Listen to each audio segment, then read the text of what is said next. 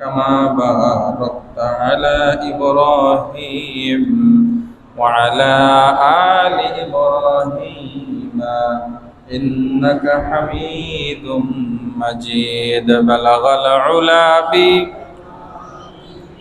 كشف الدجى بجماله حسنت جميع خصاله صلوا عليه وآله رہے میرے مسکن حوالی کعبہ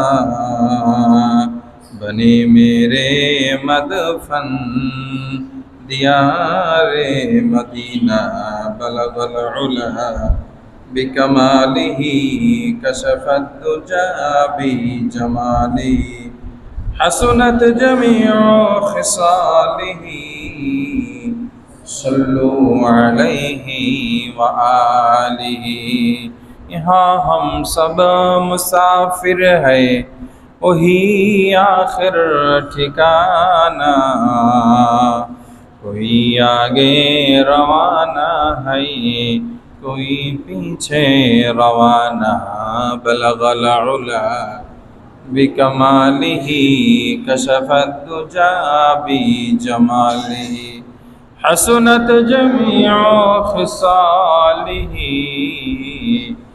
صلوا علیہ وآلہ মুআজ্জাজ মুহতারাম হাজিরিন, সর্বপ্রথম সেই মহান প্রভুর শুকরিয়া আদায় করি যিনি আপনাকে আমাকে অত্যন্ত দয়া করে মায়া করে মেহেরবানি করে পবিত্র জুমার দিন জুমার নামাজ আদায় করার লক্ষ্যে আগে আগে মসজিদে এসে দিনে কিছু কথা বলবার ও শুনবার সুযোগ করে দিলেন। সেই মহান প্রভুর প্রতি অন্তঃস্থল থেকে কালিমাত শুকর জবান খুলে ভক্তি সহকারে সমস্বরে সুউচ্চ কণ্ঠে আলহামদুলিল্লাহ। গত জুমায় আলোচনা চলতেছিল হজের ফজিলত সম্পর্কে। দুই চারটা কথা। হজ এটা হলো ফরজ, অন্যান্য ইবাদত যেগুলো আছে এগুলো হলো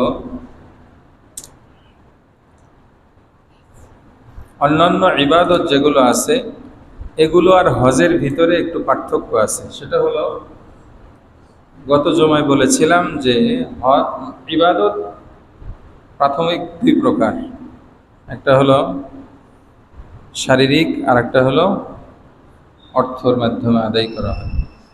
যেরকম যাকাত, এটা শুধুমাত্র অর্থ দিয়ে আদায় হয়।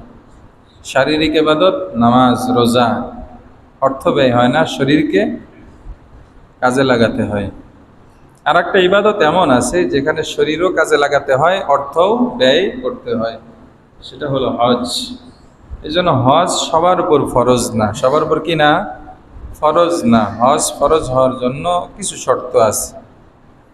এক নাম্বার শর্ত হলো মুসলমান হওয়া। কি হওয়া? মুসলমান হওয়া। মুসলমান ছাড়া অমুসলিমের উপর হজ নাই। কথা বুঝাইছি? এক সময় ইসলাম আসার পূর্বে কাফের মুশরিকরাও কি করত? হজ করত। তারাও বাইতুল্লাহ তওয়াফ করত, তারা তাদের মতো করে করত। ইসলাম বিজয় লাভ করার পরে মক্কা মদিনা সংরক্ষিত, এখানে কোনো কাফের মুশরিক বেঈমানের ঢোকার অনুমতি নাই।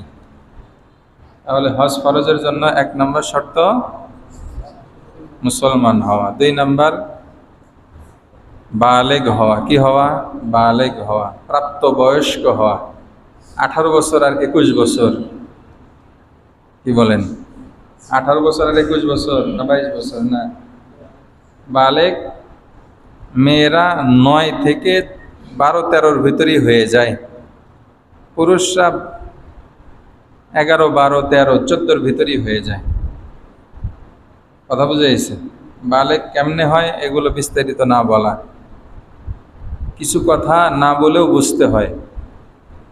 কথা বুঝাইছে? বাচ্চাদেরকে বুঝানোর জন্য এগুলোকে বর্তমান পাঠ্যপুস্তকের অন্তর্ভুক্ত করে বাচ্চাদের চরিত্র নষ্ট করা হচ্ছে। আগের বাচ্চারা কি এগুলো বুঝতো না? বুঝতো, সময় মতো বুঝতো। কথা বুঝাইছে? আমার এক দোস্ত ছিল, মারা গেছে, আল্লাহ তাআলা জান্নাত নসিব করেন, আমিন। মোস্তফা সেলিম, পাবনা সুজানগর বাড়ি, অনেক ধনী মানুষ। ওর আব্বাও যাইতো আমাদের ওখানে। যাই হোক, ও বলতেছে কয় বই পড়তে পড়তে একদিন দেখি স্বপ্ন দোষ। বাবাকে বললাম, বাবা স্বপ্ন দোষ কি? বাবা বলল যে বয়স হলেই বুঝবা। কথা বুঝে আইছে? এগুলো বুঝানোর কিছু না, যখন বোঝার তখন একাই বুঝে ফেলবে। কথা বুঝে আইছে? এগুলোকে ব্যাখ্যা করে বোঝানোর কোনো দরকার নাই, এগুলো যখন বোঝার এমনি বুঝে ফেলবে। এই জন্য সব বিষয় বলতে হয় না, কিছু ইশারায় বলতে হয় যেগুলো মানুষ বুঝতে পারে। যাই হোক, বালেগ হওয়ার পর, বালেগ শর্ত, হজের জন্য কি শর্ত? সম্পদশালী হওয়া শর্ত। কি পরিমাণ? এই পরিমাণটা নিয়ে আমরা খুব ঝামেলায় পড়ে যাই। কোটি টাকার মালিক কয় না আমার উপর হজ ফরজ না, সে ফতোয়া জারি করে ফেলছে। শরীয়তের ব্যাপারে কোনো সিদ্ধান্ত দেওয়া এটাকেই ফতোয়া বলে। অতীতকালে অনেক সরকার ফতোয়া নিষিদ্ধ করেছিল না বুঝে, অথবা ইসলামের প্রতি অ্যালার্জি থাকার কারণে। ফতোয়া কি? ফতোয়া হলো আমি কোন কাজটা করতে পারবো, কোন কাজটা করতে পারবো না, এই সিদ্ধান্ত যেটা, এই সিদ্ধান্তকেই ফতোয়া বলে। এই সিদ্ধান্ত দিবে কারা? এই সিদ্ধান্ত দিবে হলো মুফতিয়াইনে আযম, যারা মুফতি। সাধারণ আলেম ও ফতোয়া দেওয়ার অধিকার রাখে না। অনেক বড় আলেম, অনেক বড় মুফাসসির, অনেক বড় মুহাদ্দিস, কিন্তু মুফতি না, সে ফতোয়া দেওয়ার অধিকার তার নাই। ফতোয়া একমাত্র মুফতিরা দিবে। তাই ফতোয়া দিয়ে ফেলছে আমার উপর হজ ফরজ না। কেমনি বুঝলেন? আমার তো এত টাকা ঋণ আছে। আরে ভাই, ঋণ আছে আপনি কেমনি বুঝলেন? তাহলে আমার তো সম্পদ আছে, এটা তো আমার ধন সম্পদ, হ্যাঁ, এটা আমার হজ ফরজ না। না, হজের মাসআলা বুঝতে হলে একজন যোগ্য অভিজ্ঞ আলেমের সাথে সরাসরি ডিসকাস করতে হবে। সরাসরি কথা, বয়ান শুনে না, সরাসরি যে আমার এই এই আছে, আমার এই এই খরচ, এখন আমার উপর হজ ফরজ কিনা হুজুর বলেন। সে হয়তো তাৎক্ষণিক বলবে, অথবা বলবেন আমি একটু বুঝে নেই, আমি একটু আরো যাচাই বাছাই করে আপনাকে ফতোয়া জানাবো। তাহলে হজ ফরজ হওয়ার জন্য মালদার হওয়া শর্ত। কি পরিমাণ? বেসিক নলেজের জন্য বলা হচ্ছে, সাধারণ জ্ঞানের জন্য বলা হচ্ছে, সেটা হলো এই পরিমাণ সম্পদ তার হাতে থাকা, যেই সম্পদ দিয়ে সে হজ করে আবারও ফিরে আসতে পারে। এই হজের সফরের সময় তার অধীনে যেই ব্যক্তিগুলি আছে, অধীনে কে কে আছে? নিজের নাবালেগ নাবালেগা সন্তান, নাবালেগ নাবালেগা সন্তান, ছেলে মেয়ে, এখনো প্রাপ্তবয়স্ক হয় নাই। বুঝছেন তো? প্রাপ্তবয়স্ক 18 আর 21 না, প্রাপ্তবয়স্ক মানে বালেগ হওয়া। বালেগ হওয়া, নাবালেগ সন্তান এবং নিজের বিবি, বাবা মারা গেলে নিজের মা, এই যে নিজের অধীনস্থ অথবা নিজের বোন, অবিবাহিত বোন, এই যে যারা আছে এরা হলো নিজের অধীনস্থ। বলে এদের ভরণ পোষণ, খাবার দাবার, পোশাক পরিচ্ছদ, ফিরে আসা পর্যন্ত হয়ে যায় মতো সম্পদ যদি থাকে, তার উপর হজ ফরজ, তার উপর হজ ফরজ। শরীর সুস্থ থাকতে হবে। শরীর কি থাকতে হবে? সুস্থ থাকতে হবে। হজ ফরজ হওয়ার জন্য সুস্থ হতে হবে। তার কারণ হলো অনেক সম্পদের মালিক কিন্তু শারীরিকভাবে অসুস্থ, তার উপর হজ ফরজ হবে।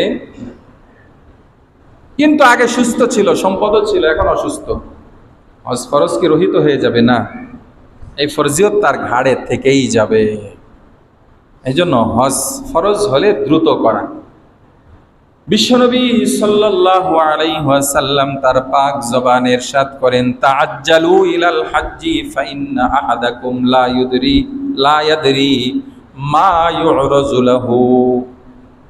ও আমার উম্মতেরা, তোমাদের উপর যাদের হজ ফরজ হয়ে যায়, তোমরা কাল বিলম্ব না করে দ্রুত হজ করে নাও। তার কারণ হলো সামনে কোন ঝামেলা আছে এটা তুমি জানো না। হজ ব্রত পালন করতে গেলে এমন এমন জায়গায় আমরা যাব, যেই জায়গাগুলোতে ইবাদত করলে অনেক অনেক গুণ সবের মালিক হওয়া যায়। আমরা হজ যারা করেছি, যারা করার জন্য এখন অবস্থান করতেছি, মক্কা মদিনায় যারা এখন যাওয়ার জন্য অপেক্ষমান, যারা যাবে, যাদের নসিবে আল্লাহ তাআলা রেখেছেন,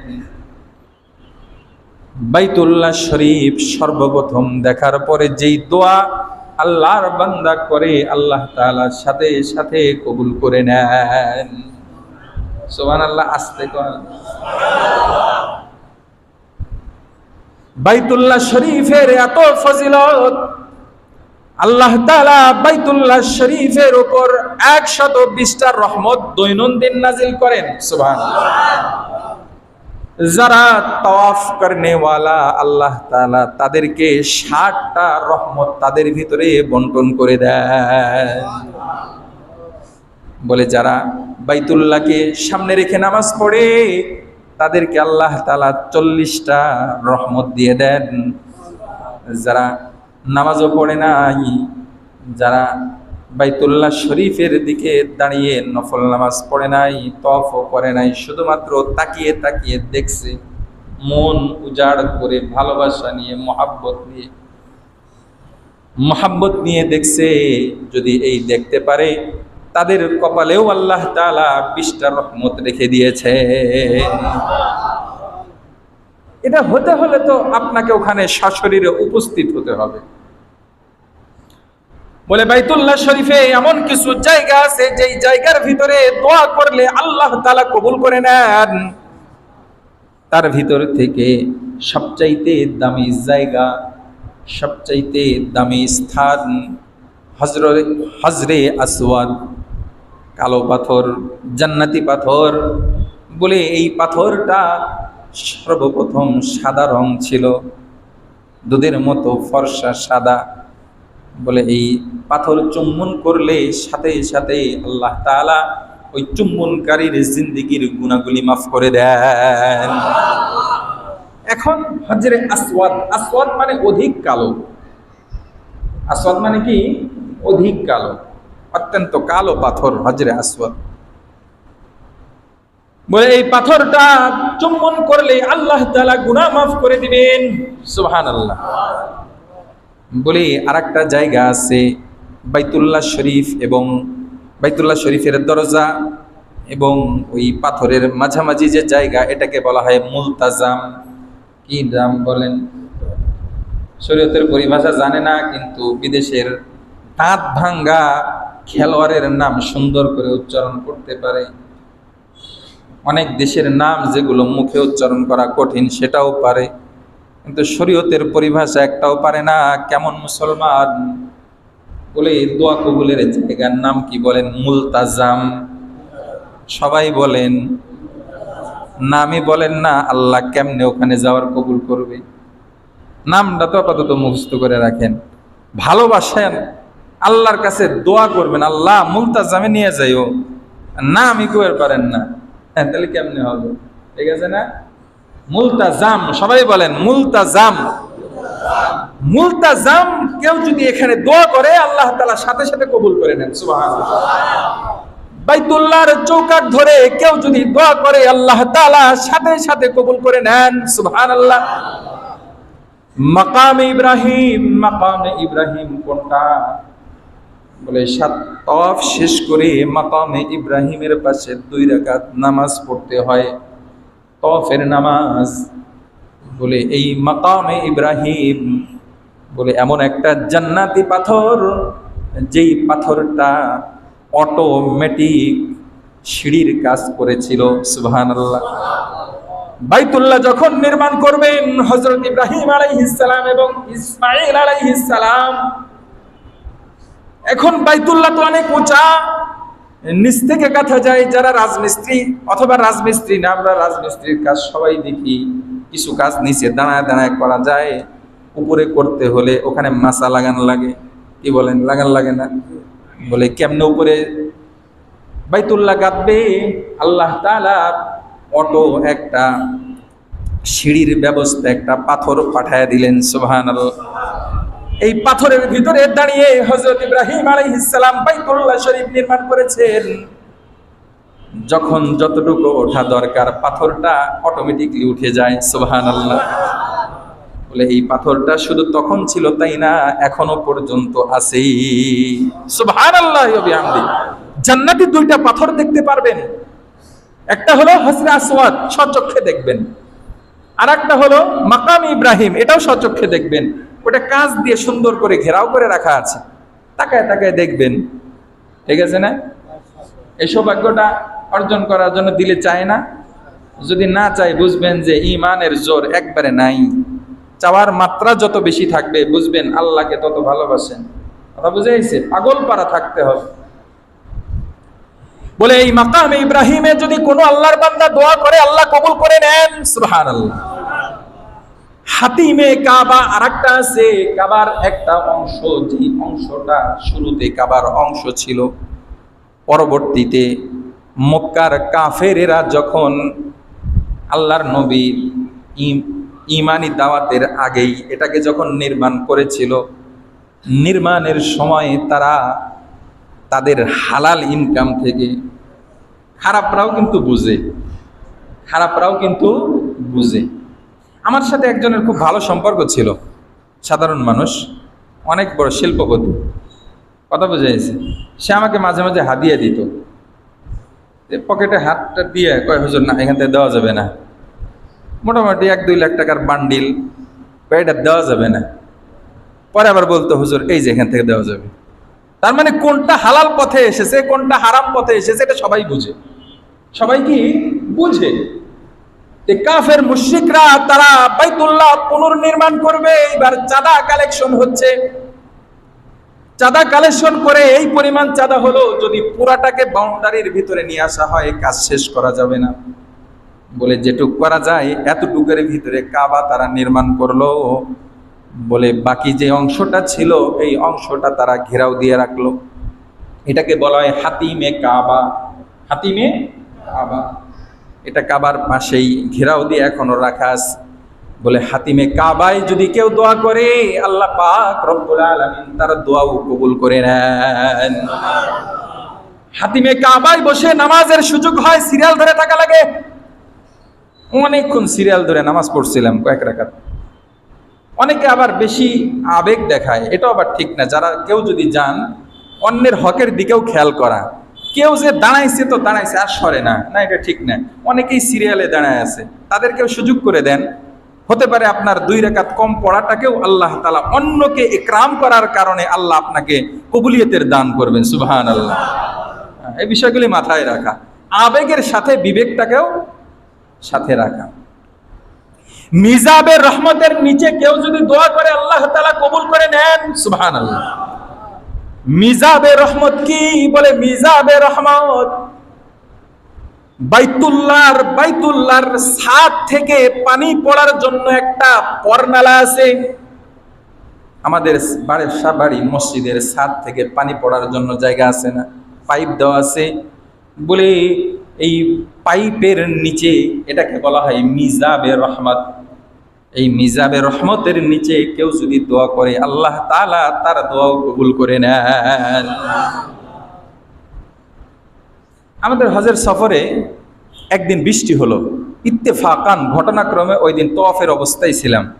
ওখান থেকে পানি পড়তেছিল, মাথার উপর পানি পড়ছে, আলহামদুলিল্লাহ। এরকম যদি সুযোগ আছে হাতছাড়া না করা, এরকম সুযোগ যদি আসে হাতছাড়া না করা। কেউ কেউ বৃষ্টি আসা দেখলেই ভিতরে চলে যায়, না পানি যেন গায়ে না পড়ে। আরে রহমতের জায়গায় পানি পড়ুক না। বৃষ্টির তো জীবনে কতই ভিজছেন, রহমতি জায়গার বৃষ্টি আরো যদি বাইতুল্লাহর পানিটা মাথায় এসে পড়ে, এর চেয়ে সৌভাগ্যের কি আছে? ঠিক আছে না? ইনশাআল্লাহ। অনেকে আছে বৃষ্টি আসা দেখে দৌড় পেটে চলে যায় ওইদিকে, ভিড় ঠেলে যায় ভেজার জন্য, বাইতুল্লাহকে পাশে নিয়ে। কি আবেগ, কি ভালোবাসা মানুষের! বাইতুল্লাহ জড়ায় ধরে কান্না করতেছে, চুমা দিতেছে, আতর লাগাইতেছে। আল্লাহু আকবার, ভালোবাসার নিদর্শন দেখা যায়। যাই হোক, নিজাবে রহমতের নিচে দোয়া কবুল হয়। রুকনে ইয়ামানি হাতিম পার হয়ে যখন আরেকটা কোণা আছে, এই কোণাকে বলা হয় রুকনে ইয়ামানি। এখানে যদি কোন আল্লাহর বান্দা দোয়া করে, এখানেও আল্লাহ তাআলা দোয়া কবুল করে নেন। সুবহানাল্লাহ। রুকনে ইয়ামানি এবং হজরে আসওয়াদের এই দুইটার মাঝামাঝিতে আল্লাহর কোন বান্দা যদি দোয়া করে, সেখানেও দোয়া কবুল হয়। সুবহানাল্লাহ। দোয়া কবুলের এত এত দামি জায়গা, বলে এই দামি জায়গাগুলি সবগুলি এক জায়গায় পাওয়া যাবে, সেটা হলো বাইতুল্লাহতে। এই জন্য বাইতুল্লাহ সফর এটা অনেক বড় নিয়ামত। আমার কর্মজীবনের প্রথম যেখানে যে মাদ্রাসায় খেদমতে ছিলাম, সিরাজগঞ্জে যারা আছেন অনেকেই হয়তো চিনবেন, মিফতাহুল উলুম বেজগাতি মাদ্রাসা।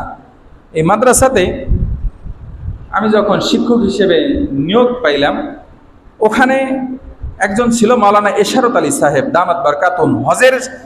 হজ যারা করতে যাবে এরা একটা মাদ্রাসায় অনুষ্ঠান করে। হুজুর এই 5 মিনিটের মতো কিছু কথা বলেছিলেন, তার ভিতরে একটা দামি কথা বলেছিলেন, যেই কথাটা আমার এখনো মনে পড়ে। বলে এই হজের মৌসুমটা এটা সাধারণ কোনো মৌসুম না, বলে এটা এমন একটা মৌসুম, বলে এই হজ যারাই করতে পারবে বুঝতে হবে এরা আল্লাহর প্রিয় বান্দা। তার কারণ হলো যখন বাইতুল্লাহ আল্লাহ তাআলা নির্মাণ করাইলেন ইব্রাহিম আলাইহিস সালামকে দিয়ে, আল্লাহ তাআলা বললেন এবার আপনি আজান দেন। ইব্রাহিম দোস্ত আমার আজান দেন। বলে ইয়া আল্লাহ এই মরুভূমির ভিতরে আজান দেব, কে শুনবে? বলে আজান দেওয়ার দায়িত্ব আপনার, পৌঁছে দেওয়ার দায়িত্ব আমি আল্লাহর। সুবহানাল্লাহ। আজান দিয়েছিল ইব্রাহিম আলাইহিস সালাম। যারা দুনিয়ার ভিতর থেকে লাব্বাইক বলেছিল, অথবা আলমে আরওয়াহ, খুব ভালো করে বুঝবেন, আলমে আরওয়াহ রুহের জগতে থেকে যারা যারা লাব্বাইক বলার সুযোগ পেয়েছিল, বলে তারা মৃত্যুর পূর্বে হজ পালন করবে। এরা সৌভাগ্যবান মানিস না? এই জন্য অনেক হাজি হজ করে এসে খারাপ হয়ে যায়, অনেক খারাপ কাজ করে।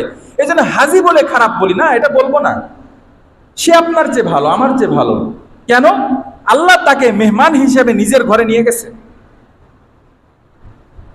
ইশারত আলী রহমাতুল্লাহি আলাইহি উনি দামি একটা কথা বলেছিলেন এইভাবে, যে খুব খেয়াল করে দেখেন, আপনার বাড়িতে মেহমান, আপনার বাড়িতে অনেক মেহমান আসবে, বিশেষ একটা আয়োজন চলতেছে, এই আয়োজনের ভিতরে আপনি দাওয়াত করতেছেন, আপনি দাঈ, কাকে দাওয়াত করবেন কাকে দাওয়াত করবেন না এটা একমাত্র আপনার সিদ্ধান্ত। কি বলেন? আপনার বাড়িতে কাকে দাওয়াত করবেন, কাকে দাওয়াত থেকে মাহরুম করবেন, এটা আপনার ব্যক্তিগত সিদ্ধান্ত। এই ব্যক্তিগত সিদ্ধান্ত নিয়ে যাদেরকে দাওয়াত করলেন ধরে নেন। 2 ভাই, এক ভাই অনেক কোটিপতি, আর এক ভাই ফকির মিসকিন ভিক্ষা করে খায়। যে দাওয়াত করছে এই দাওয়াতকারী ওই ফকিরকে দাওয়াত দিল, আর ওই কোটিপতিকে দাওয়াত দেয় নাই। আচ্ছা বলেন তো দেখি, যখন খাবার পরিবেশন চলবে ওই জায়গায় ঢোকার অনুমতি কার হবে? কোটিপতির নাকি ফকিরের? কার হবে? ফকিরের। কেন? দাওয়াত পাইছে। কোটিপতি যতই দামি হোক না কেন, দাওয়াত পাই নাই, ওখানে খাবার তার হিস্সা নাই। এই জন্য আল্লাহর ঘরে প্রতি বছর আল্লাহ তাআলা মেহমানদারির ব্যবস্থা করেন। যাদেরকে আল্লাহ তাআলা দাওয়াত দেন তাদেরকেই আল্লাহ তাআলা নিজের ঘরে আসার সুযোগ করে দেন। সুবহানাল্লাহ। এই জন্য যারা যাওয়ার সুযোগ পান তাদের কাছ থেকে দোয়া নেওয়া, তার কারণ হলো তারা কোনো সাধারণ মানুষ না, তারা আল্লাহর দাওয়াতের মেহমান। এ ভাই, রাষ্ট্রীয় বিভিন্ন অনুষ্ঠান যখন হয়, ওখান থেকে যখন একটা কার্ড পায়, ভিআইপি কার্ড দিয়ে অনুষ্ঠানে ঢোকে, অনুষ্ঠান স্থলে ঢোকে, দর্শনার্থী হাজার হাজার তাকিয়ে তাকিয়ে দেখে। তারা বলতে থাকে, দেখ রে কত বড় সৌভাগ্যবান, এত বড় স্পেশাল মজলিসে ঢোকার অনুমতি পাইলো, ভিআইপি কার্ড পাইছে। এই দুনিয়ার সাধারণ অনুষ্ঠানে ঢোকার কার্ড পাইলে যদি তাকে এমন বড় দেখেন, আল্লাহর ঘরে বিশেষ মেহমানদারির কার্ড যে পাইলো সে কত দামি হয়ে গেল। এই জন্য যারা হজে যান তাদের থেকে দোয়া নেওয়া। বাইতুল্লাহ শরীফ দেখে আসার পরে 40 দিন পর্যন্ত দোয়া কবুল হয়। সুবহানাল্লাহ। এই জন্য যারা মক্কা মদিনা সফর করে আসে, পরিচিত জনের ভিতরে কেউ যদি থাকে তার কাছে দোয়া নেওয়ার জন্য যাবেন। ভাব নিয়ে বসে থাকলেন, ও তো যাওয়ার আগে আমারে কয়া যায় নাই, ওর কাছে কেন দোয়া নিতে যাব। এমন অনেকে ভাব নিয়ে বসে থাকেন না, আরে সে হয়তো সুযোগ পায় নাই, আপনাকে বলে নাই, তার কাছে গেলে তার তো লাভ নাই, বরং আল্লাহর ঘরের মেহমানের সাথে ভালোবাসার সম্পর্ক করার কারণে হতে পারে এই উসিলায় আল্লাহ তাআলা আপনাকেও তার ঘরের মেহমান বানাতে পারে। কথা বুঝেছে? এই জন্য আল্লাহর ঘরের প্রতি প্রেম, ভালোবাসা, মহব্বত থাকতে হবে। বলে ওখানের ভিতরে অনেক দামি জায়গা আছে, সাফা মারওয়া। কিতাবে যখন পড়ছি সাফা মারওয়া দুইটা পাহাড়ের নাম, মানে মাথার ভিতরে আপনি একটা জিনিসের যখন নাম শুনবেন অটোমেটিকলি মাথার ভিতরে কিন্তু একটা অঙ্কন হয়ে যায়, একটা অঙ্কন হয়ে যায় না, এরকম এরকম হবে, যায় সেটা দেখি না সম্পূর্ণ ভিন্ন। সাফা মারওয়া পুরাটাই এখন এসি, এসি লাগানো ভিতরে। কথা বুঝে গেছে? আপনার পুরাটাই একদম বিল্ডিং করা, তবে এখনো পাহাড়ের নিদর্শন দেখেছে, সুন্দর করে রেখেছে। কথা বুঝে গেছে? এই সাফা মারওয়ায় কেউ যদি দোয়া করে আল্লাহ তাআলা দোয়া কবুল করে নেন। সুবহানাল্লাহ। বলে আরাফার ময়দানে যাওয়া হবে হজের সবচাইতে বড় রুকন। উকুফে আরাফা 9 তারিখে যেখানে অবস্থান করতে হয়, উকুফে আরাফা সাধারণ কোনো জায়গা না। বলে উকুফে আরাফা, আরাফার ময়দান অনেক দামি জায়গা রে, যেই জায়গার ভিতরে আমার আপনার মা, আদি মাতা, আদি পিতা হযরত আদম এবং হাওয়া আলাইহিস সালামের প্রথম দুনিয়াতে সাক্ষাৎ হয়েছিল। সুবহানাল্লাহি ওয়া বিহামদি। হযরত আদম আলাইহিস সালাম পড়েছিলেন শ্রীলঙ্কাতে। কোথায়? শ্রীলঙ্কাতে। আল্লাহ তাআলা যখন জান্নাত থেকে দুইজনকে দুনিয়াতে ফেলে দিলেন, কোথায় ফেলে দিয়েছিলেন? হযরত আদম আলাইহিস সালামকে কোথায়? শ্রীলঙ্কাতে। হযরত হাওয়া আলাইহিস সালামকে কোথায়? জিদ্দাতে। কোথায়? জিদ্দা। যারা আরবি মোটামুটি বোঝেন, জাদ্দুন মানে হলো দাদা, দাদি, নানা, নানি। কথা বুঝে গেছে? যে জিদ্দা, জিদ্দাতুন মানে হলো নানি, দাদি। এর দ্বারা মানে এই নামকরণের পিছনেও কারণ হলো হযরত আদম আলাইহিস সালামের বিবি হাওয়া আলাইহিস সালাম, সে যেহেতু সবার উম্মতের দাদা দাদির স্থানে, এই জন্য এইখান থেকে নামকরণ হয়েছে জিদ্দা শহর। কথা বুঝে গেছে? আল্লাহ তাআলা ওখানে নিয়েছিলেন, গেছি, এখন অনেক দামি শহর। বলে ওখান থেকে হাঁটতে হাঁটতে দুইজনের মিলন হয় কোথায়? আরাফার ময়দানে। আরাফার ময়দান অনেক দামি জায়গা।